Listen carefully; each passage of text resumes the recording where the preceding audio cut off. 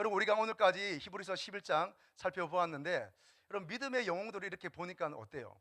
그래서 제가 믿음의 영웅들을 이렇게 보고 있으면 자꾸 우리가 이게 실망이 되니까 그 믿음의 영웅들에 집중하지 말고 그 믿음이 어떤 일을 일으켰는지 우리가 보자, 그렇게 말씀을 드렸습니다. 그럼에도 불구하고 히브리서 11장을 읽을 때는 어때요? 여러분, 은혜가 막 되시죠? 은혜가 되죠. 은혜가 왜 안 되겠습니까? 그 11장을 통하여 나타난 하나님의 귀한 역사들을 보면 참 은혜가 됩니다. 그런데 좌절도 함께 오죠. 와, 나는 뭐지? 나는 무엇인가?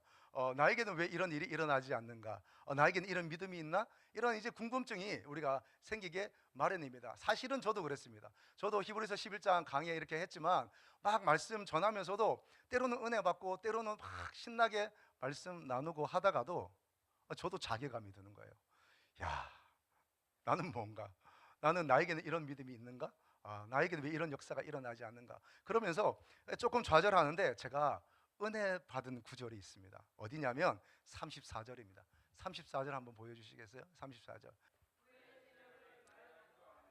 칼날을 피하기도 하며 연약한 가운데서 강하게 되기도 하며 전쟁에 용감하게 되어 이방 사람들의 진을 물리치기도 하며. 아멘. 33절부터 보면 이렇게 되어 있습니다. 나라를 이기는 믿음, 또 사자의 입을 막는 믿음, 불의 세력을 멸하는 믿음, 칼날을 피하는 믿음, 죽은 자를 부활로 받는 믿음. 이런 믿음을 보면 와, 대단하다 싶은데 자괴감도 드는데, 그러다가 34절에 제가 은혜를 받았습니다. 뭐냐? 연약한 가운데 강하게 되어. 믿음으로 여러 가지 일들을 우리가 경험할 수 있겠지만, 그런데 더 중요한 건 뭐냐? 그 믿음으로 인해서 우리 가운데 연약함이 있다 할지라도 그 연약함이 강하게 된다는 사실입니다. 할렐루야. 여러분, 우리가 어떻게 연약함을 이기겠습니까? 우리가 어떻게 그 연약함을 하나님 나라의 강점으로 만들 수 있겠습니까? 여러분, 하나님께서 우리에게 주신 선물과 능력이 있으니 믿음인 줄로 믿습니다. 여러분, 믿음이 우리를 그렇게 하는 거예요. 주를 향한 믿음, 주를 향한 그 신실한 마음, 하나님께서 나를 사랑하시고 합력하여 선을 이루신다는 그 믿음 가운데 있을 때에 여러분, 우리의 연약함은 강함이 될 것입니다. 여러분, 그 은혜가 있기를 축복합니다. 여러분, 그러고 보니까 다 마찬가지예요. 오늘 11장에 나오는 많은 믿음의 선배들, 믿음의 영웅들을 보니까 다 연약했어요. 그러고 보니까 다 연약했어요. 실수했고요, 넘어졌고요, 죄 많이 지었고요. 그런데 하나님이 딱 한 가지 보시더라고요. 그거 보고 하나님이 일으켜 세우셨습니다. 여러분, 오늘 말씀을 나눌 때에 은혜 있기를 축복합니다. 오늘은 두 사람만 보려고 합니다. 한 사람은 기드온이고요, 한 사람은 입다입니다. 이 말씀을 함께 나눌 때에 첫째는 여러분 위로가 되시기를 축복합니다. 위로가 되고 위로를 넘어 능력이 되기를 축복합니다. 위로와 능력이 있을지어다. 먼저 여러분, 기드온입니다. 기드온은 어떤 사람입니까? 여러분, 기드온은 정체성의 충돌로부터 하나님과의 인카운터가 시작이 돼요. 하나님과 만났는데 그 순간 정체성이 충돌됩니다. 근데 지금 뭐 할 때 하나님이 나타나시냐면 그 포도주 틀이라는 좁은 공간에서 밀을 까기 시작하는 거예요.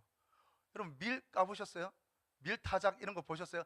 해보진 않았어도 어떻게 하는지 여러분 영상이나 그림을 통해서 많이 알고 계실 겁니다. 그냥 마당이나 넓은 공간에 밀이나 이런 곡식을 쫙 풀어놓고요, 타작 기계로 이렇게 채찍처럼 때리는 겁니다. 그러면 거기에 붙어있던 나락들이 떨어져 나오고 알곡만 잘 키질해서 알곡을 모으는 거잖아요. 원래 이렇게 온 주민이 함께 품앗이 하듯이 해서 이렇게 타작을 하는 겁니다. 그런데 지금 어디에 있어요? 포도주 틀이라는 것은 아주 좁은 물통 정도 되겠습니다. 여기에 들어가서 지금 숨어서 이걸 밀을 까고 있는 거예요. 하나하나 주먹에 손 넣어서 이렇게 비벼서, 아니면 손으로 이렇게 해서 하나하나 까고 있는 겁니다. 왜 그랬을까요?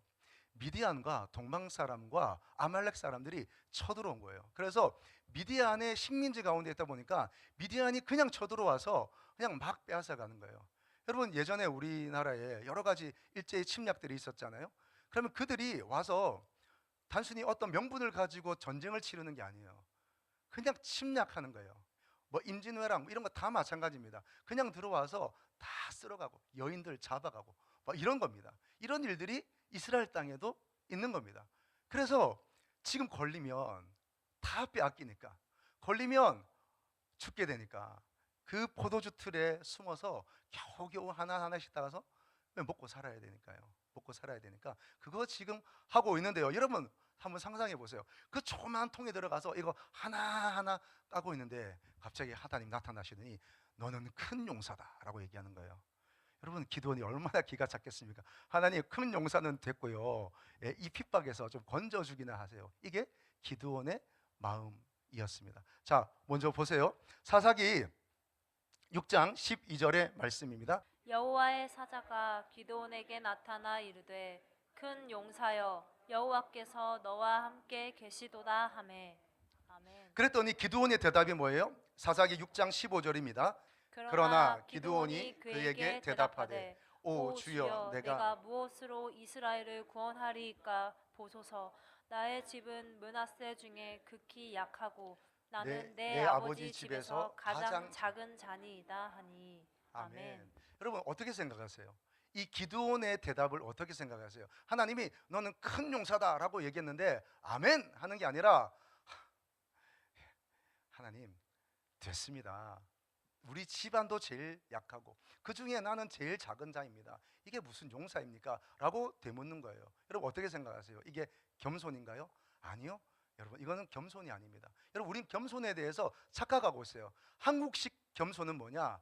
아우 아닙니다. 아니요 저 잘 못합니다. 아유 제가 그런 걸 어떻게 해요? 이걸 우리는 겸손이라고 생각해요. 아니요 여러분 성경이 말하는 겸손은 하나님 우리에게 말씀하시는 겸손은 그런 겸손이 아니에요. 못합니다가 아니라 아멘이 겸손입니다. 무슨 말이냐면 하나님 말씀이 옳습니다.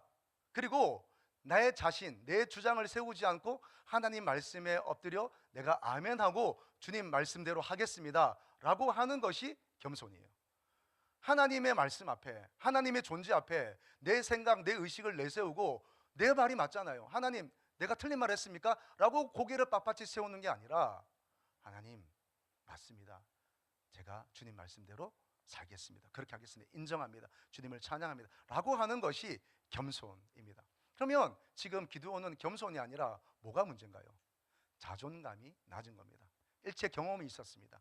침략의 경험, 빼앗긴 경험, 그리고 자기 집안에 대한 경험이 있었어요. 그 경험이 이 기드온으로 하여금 자존감을 낮게 만들어 버리는 거예요. 여러분 겸손과 자존감이 낮은 것은 완전히 다릅니다. 그는 뭐라고 얘기합니까?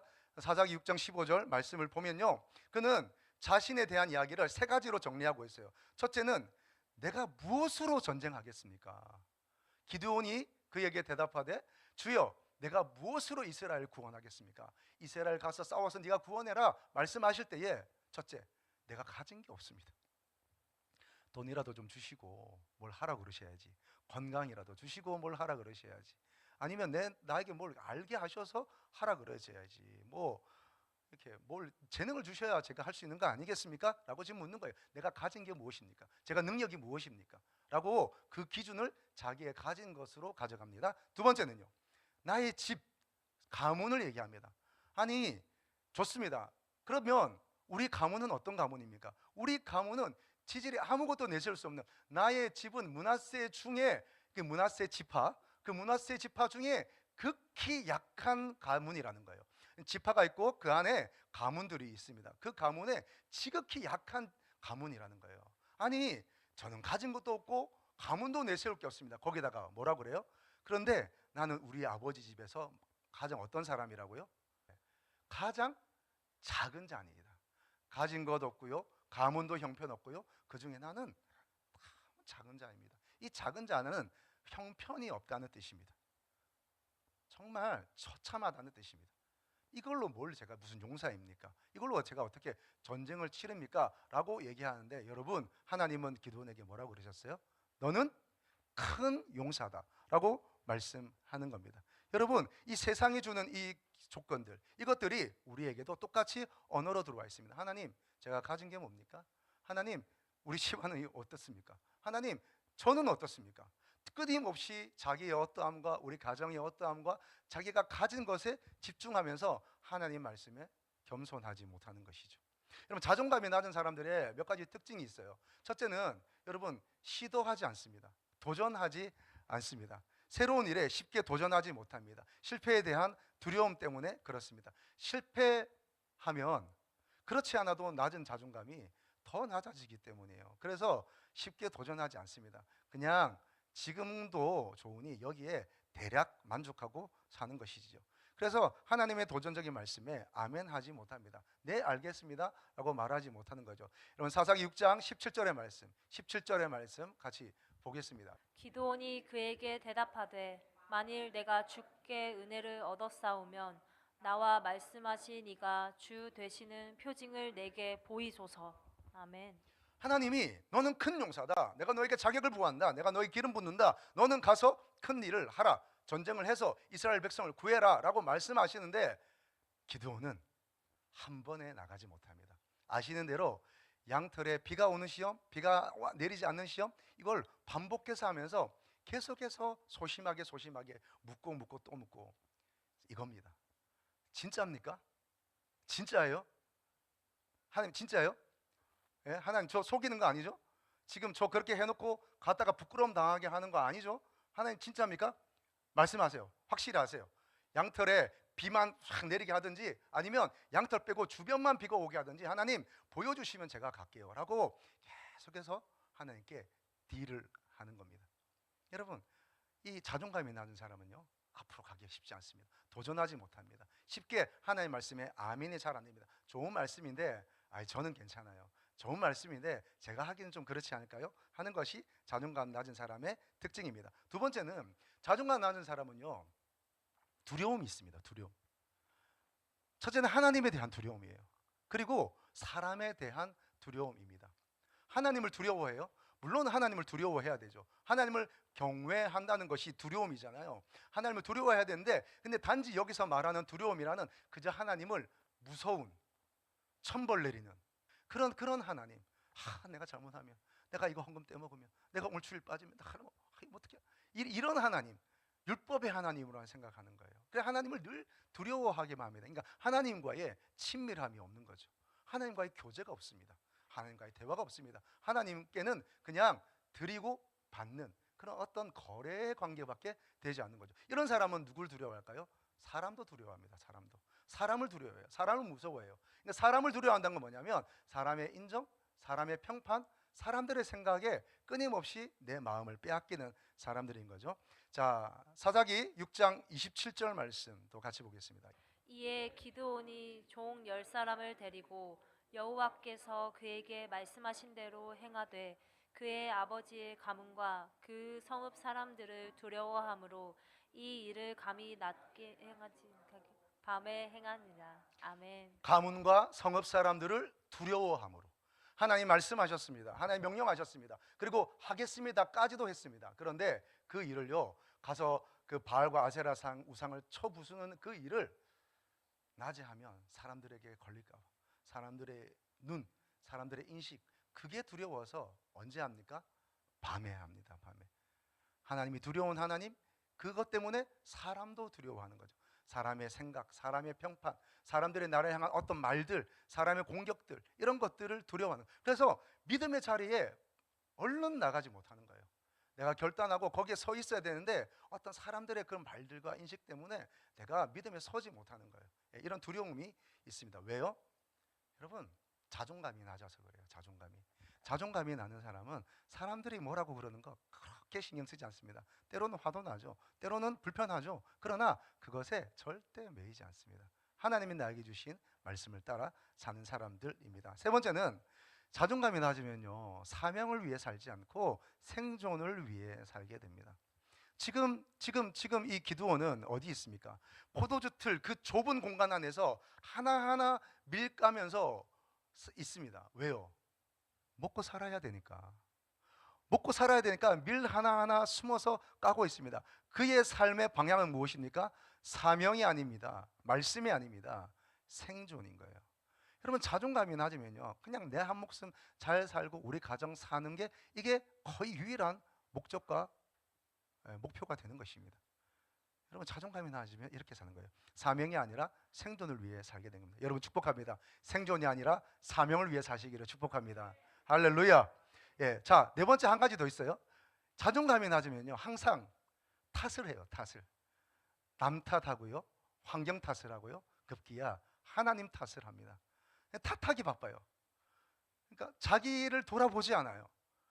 왜냐하면 핑계댈 무언가가 있어야 되거든요. 그래도 핑계댈 뭔가라도 있어야 자기의 정당성이 부여되니까 내가 지금 왜 이렇게 하는지, 내가 왜 이렇게 사는지, 내가 왜 이런 마음을 먹었는지, 내가 왜 이런 행동을 하는지, 내가 이럴 수밖에 없는지를 뭔가 그 이유와 근거를 대야 되는데 그것이 남이에요. 저 사람이 그래서 그런 거예요. 내 환경이 그래서 그냥 안 되는 걸 어떻게 안 되는 걸 이러면서 그냥 생존을 향해서만 가기 시작합니다. 그리고 결국 믿음이 있다 하면서도 하나님 탓을 하는 거죠. 하나님 안 하시는 걸 어떻게 하냐고. 예? 그리고 하나님을 원망합니다. 예, 늘 남 탓하는 거죠. 여러분, 자존감이 낮은 사람들은 늘 그 언어가 남 탓하게 되어 있습니다. 자, 사사기 6장 13절 말씀 같이 보겠습니다. 기드온이 그에게 대답하되 오 나의 주여 여호와께서 우리와 함께 계시면 어찌하여 이 모든 일이 우리에게 일어났나이까. 또 우리 조상들이 일찍이 우리에게 이르기를 여호와께서 우리를 애굽에서 올라오게 하신 것이 아니냐 한 그 모든 이적이 어디 있나이까. 이제 여호와께서 우리를 버리사 미디안의 손에 우리를 넘겨 주셨나이다 하니. 아멘. 기드온은 지금 하나님 탓하고 있어요. 어찌하여 그리고 어디 있나이까. 어찌하여 어디 있나이까. 어찌하여 어디 있나이까. 하나님 이렇게 하셨잖아요. 그런데 저보고 그러세요 라고 얘기하는 거죠. 남 탓하는 겁니다. 환경 탓하는 겁니다. 하나님 탓하는 겁니다. 여러분, 자존감이 낮으면요 스스로 책임질 마음이 없습니다. 그래서 늘 모든 이유와 근거를 남에게 됩니다.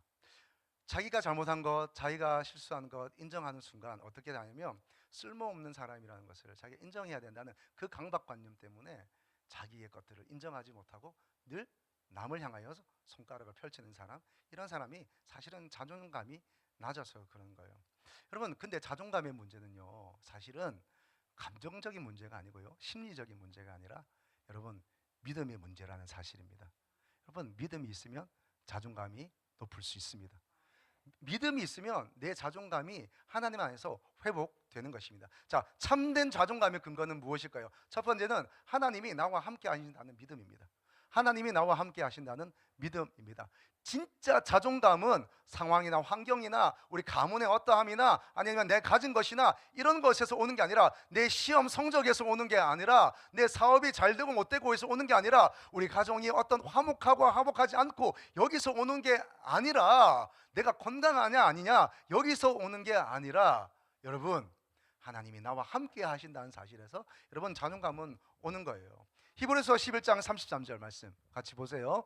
그들은 믿음으로 나라들을 이기기도 하며 의를 행하기도 하며 약속을 받기도 하며 사자들의 입을 막기도 하며. 아멘. 히브리서 11장에서 계속해서 반복하는 단어는 무엇입니까? 믿음으로. 모든 일은 믿음으로 일어난다는 거예요. 무슨 믿음입니까? 하나님이 나와 함께 하신다는 그 믿음이에요. 하나님은 나와 함께 하신다. 하나님은 내 편이시다. 하나님은 나를 지지하신다. 하나님은 나를 도우신다. 하나님 나를 이끌어 가신다. 지금 내가 보기에는 어려울 수 있지만 하나님은 합력하여 뭐를 이루신다고요? 선을 이루신다고요. 할렐루야. 여러분, 이 믿음이 있기를 축복합니다. 자존감은 딴 데서 오는 게 아니에요. 여러분, 잘 되는 데서 오는 게 아닙니다. 여러분, 그렇습니다. 생긴 것에 자존감이 있는 게 아닙니다. 몸매에 자존감이 있는 게 아닙니다. 가진 것에 자존감이 있는 게 아닙니다. 그거는 어느 순간에 있을 수 있어요. 그러나 누군가 나보다 더 잘생긴 사람, 더 많이 가진 사람, 더 아름다운 사람 나타나면 이내 비교의식 속에서 좌절하게 되는 거예요. 여러분, 진짜 내 마음에 강력한 자존감은 어디서 옵니까? 하나님이 나와 함께 하신다. 아멘이십니까? 하나님이 나를 지지하신다. 하나님 나와 동행하신다. 하나님 나를 이끌고 계신다. 하나님 나를 밀어주고 계신다 하는 그 믿음이 우리로 하여금 높은 자존감을 가지게 하는 거예요. 찌질하게 처참하게 그렇게 살지 않습니다. 여러분, 자, 여러분, 제가 어떤 영화를 보는데 그 전교 1등이 사실은 공부만 잘할 뿐이지 완전히 왕따예요. 두들겨 맞고. 여러분, 요즘 그 왕따를 찐따라고 그러더라고요. 왕따와 찐따의 차이는 무엇입니까? 여러분, 그렇게 놀림받고 공격당하고 두들겨 맞고 그런 거 빵셔틀하고 이러던 전교 1등이요, 어느 순간 자기 옆에 누가 왔냐면 그 학교에서 전화가 왔는데 2년 재수하고, 재수가 아니라 사실은 이제 감방 갔다 온 거예요. 그리고 거기서 이제 싸움 제일 잘하는 싸움짱이 온 거예요. 그래서 자기 옆에 딱 앉게 돼요. 근데 그 친구가 자기 옆에 앉은 그 친구가 전교 1등이라는 공부 잘하는 친구라는 것을 알게 된 순간 그 친구와 얘기하면서 이 아이의 유식함에 굉장히 매료가 된 거예요. 그래서 얘기해요. 다음부터 얘 내 짝지 건드리는 놈은 다 죽는다. 이렇게 된 거예요. 그래서 얘 갑자기 자존감이 높아지기 시작했습니다. 그래서 학교를 늘 두려움 가운데 다니다가 자유하기 시작했어요. 그러면서 이 친구가 어려움 생기면 늘 이 싸움 잘하는 친구한테 전화를 거는 거예요. 그래서 전화하면 오는 겁니다. 그리고 일들을 해결해주고 어려움에서 도와주고 하는 거예요. 그래 보니까 제가 이 전교 1등에게 능력이 생겼어요. 그 능력이 뭔가요? 동원 능력입니다. 동원 능력. 전화하면 오는 거예요. 쌈짱이 내가 전화하면 달려오는 거예요. 여러분 축복합니다. 여러분 믿으시기 바랍니다. 저와 여러분에게도 동원 능력이 있습니다. 우리가 예수 이름으로 전화하면, 하나님께 전화하면 하나님이 뜨십니다. 하나님이 뜨시는 거예요. 내가 전화하면, 하나님께 예수 이름으로 기도의 전화를 드리면 하나님이 뜨세요. 능력의 하나님이 뜨십니다. 내 편 되어주시고 도와주시고 내 대신 싸워주십니다. 여러분 저는 이런 믿음이 있어요. 저는 이런 믿음이 있어요. 여러분 그렇게 보이지 않겠지만 저는 이런 믿음이 있어요. 그래서 나와 싸우는 사람은 하나님이 대신 싸운다. 여러분 이 정도 믿음이 있어야 되지 않겠습니까? 여러분 그러니까 저와 싸우지 마세요. 저와 싸우지 마세요. 예. 하나님이 저 편 드십니다. 적어도 이런 믿음, 여러분 이런 믿음이 조금 편협할 수 있겠지만 이 정도 믿음이 있어야 여러분 인생 사는 것 아니겠습니까? 이 정도 믿음이 있어야 신앙생활을 하는 것 아니겠습니까? 여러분 기억하십시오. 하나님이 저와 여러분의 편이 되어 주십니다. 함께 하세요. 여러분 이 하나님이 나와 함께 하신다는 믿음이 우리로 하여금 마음을 강하게 하고 여러분 자존감을 높게 하고 살아가게 하는 줄로 믿습니다. 그렇습니다, 여러분. 자, 두 번째는요, 말씀을 믿고 그 믿음에 스몰 스텝, 작은 스텝을 내딛는 사람입니다. 말씀을 믿고 그 말씀을 가운데 믿음의 작은 한 걸음, 믿음의 스몰 스텝을 내딛는 사람, 그 사람이 믿음의 승리를 하는 것이죠. 자존감이 높아지는 것입니다. 자, 하나님의 관점은 뭡니까? 기도를 향해서 너는 큰 용사다라고 말합니다. 자기가 자기 자신에 대해서 말하는 것보다 하나님이 나에게 뭐라고 하시는가? 하나님이 우리에게 이렇게 말씀하십니다. 사랑하는 딸아, 내가 너를 기뻐하노라. 사랑하는 아들아, 내가 너를 기뻐하노라 라고 말씀하세요. 여러분 그거면 됩니다. 하나님의 음성에 귀 기울이시기를 주님의 이름으로 축복합니다. 자, 그리고요, 여러분 믿음으로 한 걸음을 내딛는 거예요. 저는 제가 이런 하나님이 함께 하십니다. 여러분 하나님과 동행하십시오. 여러분 마음을 높이십시오. 마음을 강하게 하십시오. 이런 얘기, 이런 설교 제가 오늘 처음 하겠습니까? 수없이 많이 했습니다. 기회가 되는 대로 하나님이 일하신다, 하나님이 함께 하신다, 이런 얘기 많이 했습니다. 그런데요, 그 믿음이 성장하는 포인트를 보니까 설교를 듣고 일어나는 게 아니더라고요. 그럼 설교를 하지 말아야 되나?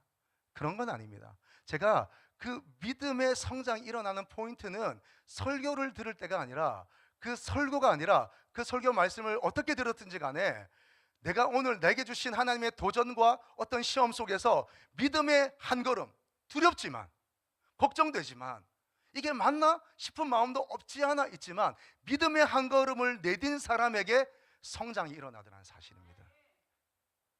듣는 것으로 안 돼요. 깨닫는 것으로 안 돼요. 아니, 사람이 깨닫는 것으로 살아가지 않아요. 사람이 아는 것으로 살아가지 않아요. 오늘 내 믿음의 걸음을 한 걸음 내디딜 때에 비로소 성장이, 변화가, 역사가 일어나는 것입니다. 한 걸음을 내디디니까 두 번째 걸음을 내디딜 수 있고, 두 번째 걸음이니까 세 번째 걸음을 내디딜 수가 있는 거예요. 많은 것 바라지 않으십니다, 하나님이. 여러분 오늘 우리에게 높은 자존감과 변화는 어떻게 일어납니까? 여러분 오늘과 믿음의 작은 걸음을 내디딜 때에 여러분 역사가 일어나는 것입니다. 할렐루야. 하나님 우리와 함께 하십니다. 그 하나님을 믿고 그 하나님의 말씀을 믿고 하나님이 나에게 뭐라고 하시는가 거기에 집중하고 그 믿음대로 한 걸음 내딛으시기를 축복합니다. 자, 세 번째는 하나님과 씨름하는 거예요. 하나님과 씨름하는 거예요. 사사기 6장 39절 말씀, 사사기 6장 39절 말씀 또 같이 보겠습니다. 기드온이 또 하나님께 여쭈오되 주여 내게 노하지 마옵소서. 내가 이번만 말하리이다. 구하옵나니 내게 이번만 양털로 시험하게 하소서. 원하건대 양털만 마르고 그 주변 땅에는 다 이슬이 있게 하옵소서 하였더니. 아멘. 두려웠습니다. 걱정되었습니다. 하나님과 계속해서 신랑이 합니다. 그러나 그는 믿음의 걸음을 하나하나 떼기 시작합니다. 확인하기 시작합니다. 그러면서 마침내 그는 우리가 잘 알고 있는 대로 300명의 용사로 수만 명을 쳐서 무찌르는 그런 역사의 주인공이 되었습니다. 여러분, 하나님께서 우리에게 오늘 승리의 나팔을 주십니다. 이 승리의 나팔 붙잡고 여러분 나아가서 그 나팔을 불고 승리하시기를 축복합니다. 두 번째 볼 인물은요, 입다입니다. 입다. 자, 기드온의 연약함이 내적인 연약함, 육체적 연약함이었다고 한다면 이 입다는 영적인 연약함이 있어요. 여러분, 입다는 기드온과 완전히 반대되는 사람입니다. 기드온이 그 마음의 자존감이 낮아서 두려움이 있어서 소심한 채 살아갔던 사람이라고 한다면, 지금 입다는 너무 자존감이 높아요. 너무 자존감이 높아서 자기 마음대로 하는 사람이에요. 그리고 마지막에 하나님을 끌어들이는 사람입니다.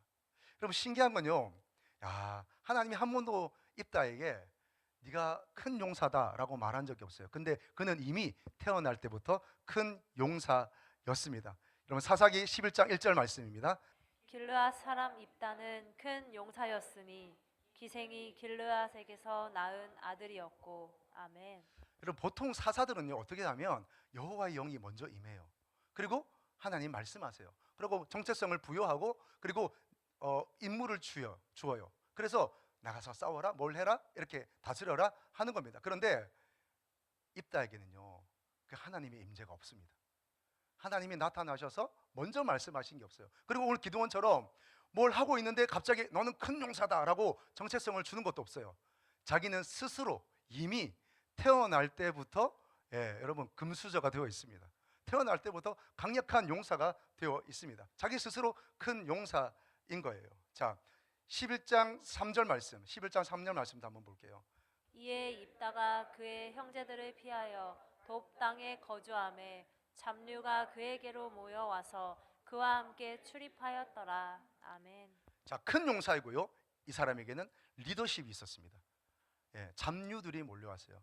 많은 어떤 사람들이 몰려왔다는 뜻입니다. 그 잡류들의 리더가 되었습니다. 대장이 되었습니다. 리더십이 있었어요. 리더십이 있고 또 하나 정치력이 하나 또 있었습니다. 빠르게 한번 보도록 하겠습니다. 사사기 11장 9절에서 10절요. 입다가 길르앗 장로들에게 이르되 너희가 나를 데리고 고향으로 돌아가서 암몬 자손과 싸우게 할 때 만일 여호와께서 그들을 내게 넘겨주시면 내가 과연 너희의 머리가 되겠느냐 하니. 지금 전쟁이 났어요. 민족이 사냐 죽느냐 하는 이 기로에 있습니다. 그런데 지금 입다는 뭐 하고 있습니까? 딜을 하고 있습니다. 내가 여기서 전쟁에서 이기면 어떻게 되겠느냐, 내가 당신들의 머리가 되겠느냐, 지금 거래를 하고 있습니다. 여러분, 원래 정치력 없는 사람은요 이럴 때 민족을 위한다고 그냥 뛰어들어서 그냥 싸웁니다. 저 같은 사람은 물불 가리지 않고 다른 것 계산하지 않고 일단 싸웁니다. 자, 지면 죽는 것이고요, 이겨도 얻는 게 없어요. 원래 정치력이 없는 사람은 원래 그런 사람들입니다. 무모하게 덤비고 그냥 자기 것 다 잃고. 그런데 이 입다는 지금 자기 것을 정확하게 챙기는 굉장히 정치력 있는 사람이에요. 뿐만 아니라 나아가서 담대하게 결단력 있게 이들과 담판을 짓고 이겨내는 사람이었습니다. 여러분, 입다는 기드온과 달리 많은 장점을 가지고 있었습니다. 근데 그 어디에도 하나님이 입다에게 먼저 나타나셔서 너는 큰 용사다, 내가 너에게 이렇게 하라 말한 적이 없어요. 입다도 하나님께 물은 적이 없어요. 기드온은 집요하게 묻습니다. 계속해서 어떻게 할까, 이렇게 할까, 이거 진짜입니까? 진짜입니까? 되는 겁니까? 계속해서 하나님께 물어요. 그런데 입다는 한 번도 물은 적이 없어요. 자아과잉, 자존감이 너무 높아요. 그리고 다 해놓고 다 일 저질러 놓고 그리고 마지막에 하나님을 끌어들입니다. 보통 하나님 먼저 나타나셔서 말씀하시는데 다 일 처리해 놓고 그리고 후 보고하는 사람들이죠. 일단 저질러 놓고 봅니다. 일단 하고 봅니다. 그리고 보고합니다. 자기 생각과 전략대로 다 하고 내가 원하건대 그렇게 다 저질러 놓고 내가 원한다는 거예요. 그리고 하나님께 말씀드립니다. 보고합니다. 그리고 마지막에 하나님을 끌어들입니다. 이게 입다 스타일입니다. 여러분 어떠세요? 여러분, 기드온이 여러분과 비슷한 것 같으세요? 아니면 입다가 여러분과 좀 비슷한 것 같으세요? 저는 좀 입다 쪽인 것 같아요. 예. 사실은 둘 다 있어요. 기드온이 한 40, 입다가 한 60 정도 있는 것 같아요. 근데 입다가 더 큰 것 같아요. 그럼 입다 보니까 굉장히 공감이 가지 않아요? 그죠? 우리 대부분 그렇잖아요. 내가 원하는 게 있어요. 내가 원하는 대로 다 해놓고, 내가 원하는 방식으로 해놓고, 마지막에 하나님을 끌어들인 거예요. 하나님, 이거 좀 도와주세요.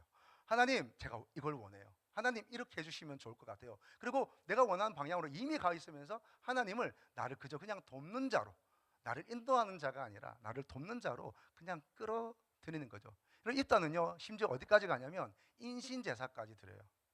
하나님이 언제 인신제사를 드려라 한 적이 없어요. 아브라함을 시험하듯이 네가 네 딸을 바쳐라 하지 않으셨어요. 그런데 그냥 자기의 뭔가 열정이 넘치니까, 하나님, 내가 전쟁에서 승리하면 집에서 가장 먼저 나를 맞으러 온 사람을 내가 하나님께 제물로 드리겠습니다. 인신제사를 막 하나님께 제안해버려요. 예, 서원이라고 그러죠. 안 지킬 수도 없고. 그랬더니 누가 나왔어요? 자기 가장 사랑하는 딸이 나온 거예요. 안 지킬 수도 없고. 그렇게 또 약속했으니 하나님께 하고. 뭐 이게 입다였습니다. 여러분, 우리는 삶의 방식들이 대부분 입다 스타일. 이렇게 살아가는 게 우리의 모습들입니다. 자아가 너무 과잉한 거죠. 넘치는 거죠. 하나님 뜻보다 내 뜻이 먼저 우선되는 것입니다. 자, 그런데 하나님이요, 하나님의 영이 입다에게 임했다는 사실입니다. 하나님의 영이, 여호와 영이 입다에게 임하셔서 입다를 사용하시고, 입다를 정말 큰 용사가 되게 하시고, 입다를 이스라엘의 우두머리가, 리더가 되게 하셨다는 사실입니다. 왜 그랬을까요? 왜 그랬을까요? 여러분, 제가 말씀을 묵상하다 보니까 이것 때문이었던 것 같아요. 입다는요, 너무 과잉되어 있어요. 열정이 너무 많아요. 막 하나님 뜻보다 자기 원하는 방식과 입다 스타일이 있어요. 그런데요, 입다가 그렇게 한 것은 하나님께 좋은 것 드리고 싶은 거예요.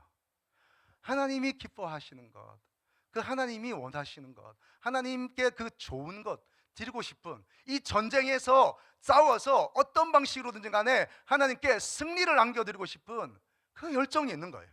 하나님께 가장 좋은 것들이고, 하나님이 기뻐하는 것들이고, 하나님이 나에게 원한다고 하는 그것을 그냥 눈치챘을 때, 방식은 비록 하나님의 방식이 아니라 할지라도 그냥 하나님께 좋은 것 드리고 싶은 거예요. 딴 건 몰라도 좋은 것 드리고 싶은 거예요. 그냥 내 방식이 좀 잘못됐고, 내가 좀 과잉되어 있고, 내가 열정이 좀 과할 수는 있지만, 그래도 그 열정이 넘치는 이유는 뭐였냐면 그냥 하나님께 좋은 것 드리고 싶은 거였어요. 제가 개척을 할 때 제가 하나님께 기드온처럼 엄청 물었어요. 하나님, 여러 가지 사인 주시고 말씀 주셨는데 제가 마음에 차지 않는 거예요. 계속 두려움이 있기 때문이죠. 하나님, 제가 개척을 해야 됩니까? 지금 이 코로나 때에 있는 교회도 문 닫는데, 그리고 지원해 주기로 했던 교회도 여러 가지 어려움이 있어서 지금 못 해주는데, 하나님, 제가 어떻게 개척을 합니까? 따라올 사람은 있습니까? 함께 할 사람은 있습니까? 아무도 없는 이런 상황 속에서 도무지 못하겠더라고요. 그래서 제가 계속 반복해서 기도했어요. 여러분, 여러 가지로 하나님이 사인 주셨는데 제가 어디까지 갔냐면, 저도 기도원처럼 제비뽑기 했습니다. 집에서 사모랑 둘이 새벽기도 마치고 금식 끝나고 앉아서 제비뽑기 했습니다. 여러분, 3번 다 개척 나오더라고요. 그래서 하나님 뜻인가 보다 하고, 이런 이렇게 계속해서 양털 시험하는 이런 일들이 계속 저에게 있었어요. 근데 제가 이렇게 고민하고 기도하고 있는데 어느 분이 저에게 이렇게 말씀하시는 거예요. 근데 그 말씀을 듣는 순간, 내가 그렇지, 개척이다 이건 아니지만 제 마음이 두려움에서 어떤 긍정으로 바뀌는 그 한마디가 있었어요. 그게 뭐냐면 이렇게 말씀하시더라고요. 목사님, 개척하면 하나님 기뻐하십니다. 진짜인지 가짜인지 몰라요. 뭐 하나님이 개척이라고 다 기뻐하시겠어요? 그런데요, 그 말이 제 마음에 꽂혀왔습니다. 그 마음이 제 마음을 요동치게 했습니다. 목사님, 개척하면 하나님이 기뻐하세요. 그 순간 뭐 내가 개척하면 하나님이 얼마큼 기뻐하죠? 얼마큼 하나님께 도움이 되겠어요? 그런데 그냥 제 마음에 불을 듯이 올라오는 것은 내 이걸 통해서 하나님께 기쁨을 드리고 싶은, 하나님께 뭔가 이렇게 부족하지만 이렇게 좋은 것 드리고 싶은 그 마음이 제 안에 샘솟아 올라오더라고요. 여러분, 입다가 그랬습니다. 입다가 그의 방식은 하나님의 방식이 아니라 할지라도, 그의 삶 라이프 스타일은 좀 과잉되었다 할지라도 그는 하나님께 좋은 것 드리고 싶었던 겁니다. 그렇게 하고 보니까 여러분, 다 믿음의 그 영웅들, 믿음의 선배들, 이런 사람들은 다 부족함이 있었어요. 다 연약함이 있었어요. 연약함 없는 사람 없었고 부족함 없는 사람이 단 한 사람도 없었어요. 여러분, 앞에 우리가 함께 나누었던 사람들 다 빼놓고 오늘 우리가 읽은 이 본문에 있는 사람들만 봐도 기드온 좀 전에 얘기했고요, 입다 좀 전에 얘기했고요, 그리고 바락. 여러분, 바락은 잘 모르실 수 있는데 바락은 드보라라는 사사의 밑에 있는 2인자였어요. 네가 가서 전쟁을 치러라 했을 때에 드보라, 당신은 나와 같이 가야 됩니다. 당신은 나의 든든한 동력자입니다. 당신 아니면 내가 할 수 없습니다 라고, 그렇게 뭐랄까 소심한 2인자 같은 삶을 살았던 그 바락이었습니다. 그런데요, 바락의 장점은 뭐였느냐? 그 드보라의 곁을 끝까지 떠나지 않았다는 거예요. 하나님께 주신 그 사명의 자리를 끝까지 떠나지 않았다는 거예요. 여러분, 다윗 잘 아시는 대로 다윗 자기의 충성된 부하의 아내를 빼앗은 사람이잖아요. 그리고 그 충성된 자기의 부하를 죽인 사람이에요. 살인자이자 나쁜 사람이잖아요. 어떻게 그런 일을 할 수가 있어요?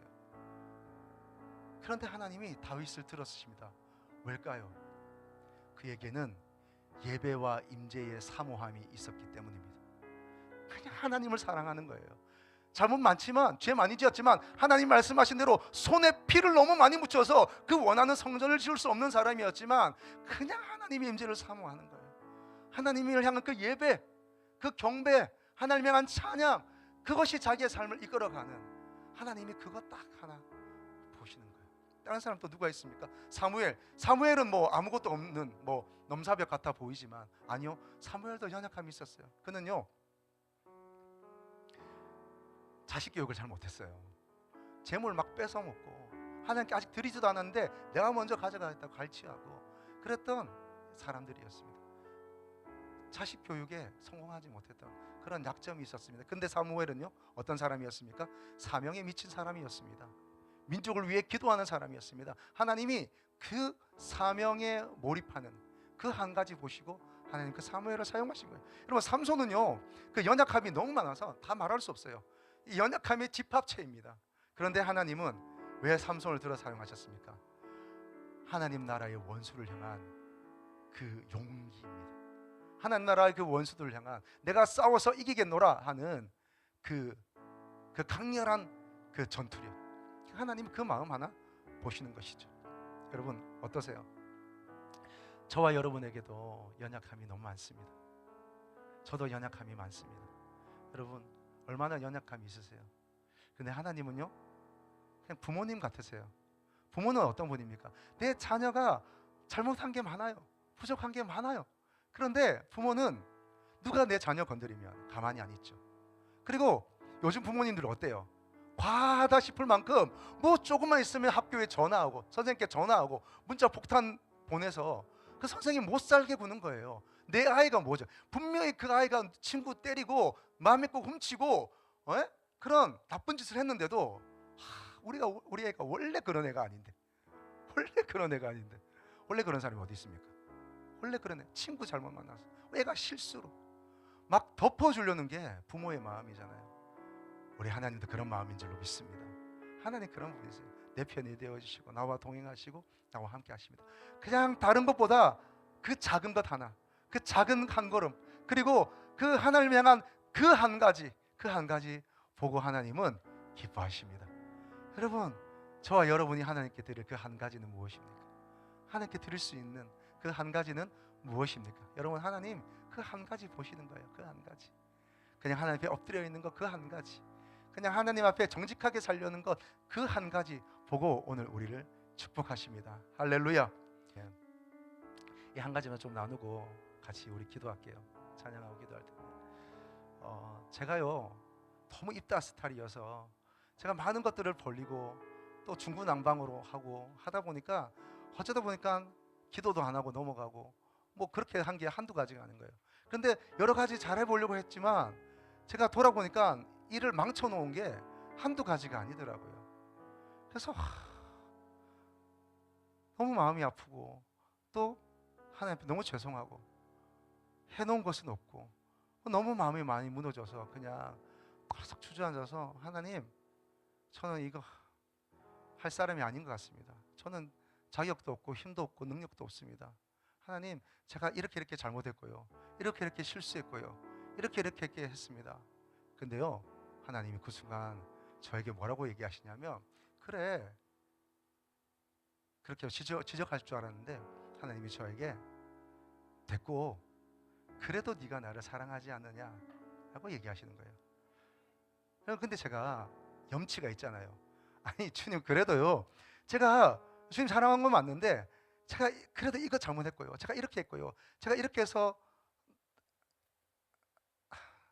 실수했고요, 누구를 마음 아프게 했고요, 하나님 제가 이렇게 했습니다. 제가 잘못한 게 너무 많아요.